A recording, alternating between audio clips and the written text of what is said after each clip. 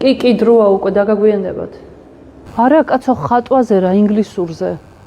ჩახედე მაგ მესიჯს, გეშინია მესენჯერის გახსნა?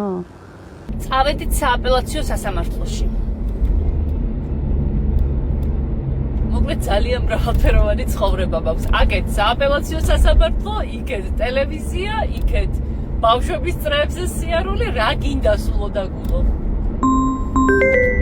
თეკლას რომ გამოიყვან, მერე წაიყვანი ანა. გეტყვის ანა მაციცის. სკოლიდან გამოყვანის ეტაპი წარმატებით დავხურეთ. გადავდივართ წრეების ნაწილზე.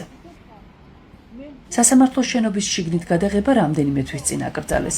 ამიტომ მომიწევს მობილური დროებით გამოვრთო. ამ თემაზე ჩემს ვლოგში არ მომიყოლია, ამიტომ მოკლედ აღიხსნით. რა სასამართლო პროცესი მაქვს პირველი არხის წინააღმდეგ.